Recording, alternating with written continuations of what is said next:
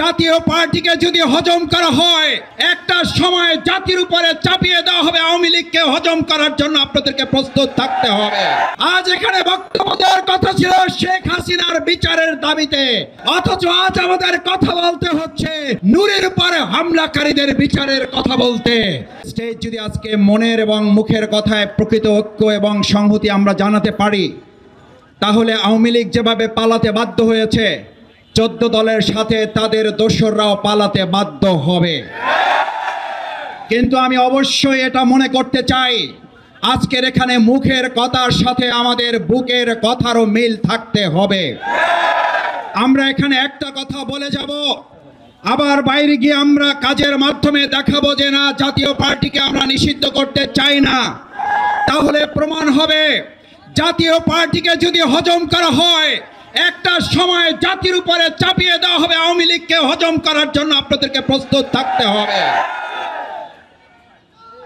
আমার ভাই এবং বন্ধুগণ, নূরকে যারা হামলা করেছেন, আমাদের মাথায় রাখতে হবে নূরের অনুসারী এবং নূরের অগ্রগামীরা এখানে আছেন।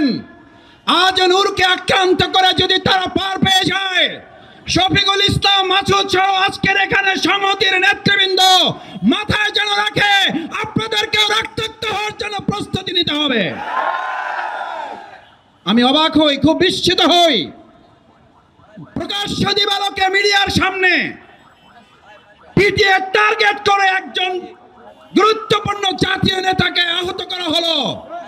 তার জন্য আপনারা যে কমিটি করেন, আমার আপত্তি নাই, কিন্তু এতদিনে সেই মিডিয়ার সামনে চিহ্নিত লোকগুলো গ্রেপ্তার না হওয়া শুধু অশনি সংকেত নয়, এই জুলাই যোদ্ধাদেরকে রীতিমতো অপমান এবং লাঞ্ছিত করার শামিল। আপনারা নূরকে আঘাত করেন নাই, আপনারা আবু সাইদ মুক্তার পরিবারকে আঘাত করেছেন, আপনারা জুলাইয়ের চেতনাকে আঘাত করেছেন। আমি বক্তব্য শেষ করতে চাই একটা কথা বলে, আজ নূরকে আঘাত করার মধ্য দিয়ে এই প্রশাসন যদি এটা প্রমাণ করে তারা একটা প্রোগ্রামের নিরাপত্তা দিতে পারে না, আমি আমার সামনে উপস্থিত ভাই বন্ধুদের জিজ্ঞেস করতে চাই, তারা আগামী দিনে অবাধ, সুষ্ঠু, নিরপেক্ষ নির্বাচনের জন্য লক্ষ লক্ষ কেন্দ্র পাহারা দিয়ে আওয়ামী দোসর মুক্ত করতে কি তারা সক্ষম হবে? আসুন, বিচার এবং সংস্কারের প্রশ্ন সেই জন্য এসেছিল।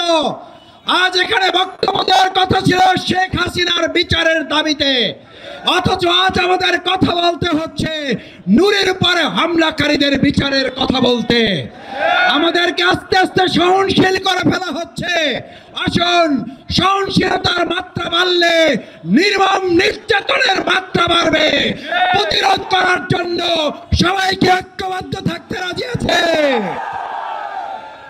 সে আহ্বান জানিয়ে আমার কথা শেষ করছি। আল্লাহ হাফেজ। বাংলাদেশ জিন্দাবাদ, গণ অধিকার পরিষদ জিন্দাবাদ, বাংলাদেশ জামাত ইসলামী ঢাকা মহানগরী দক্ষিণ জিন্দাবাদ।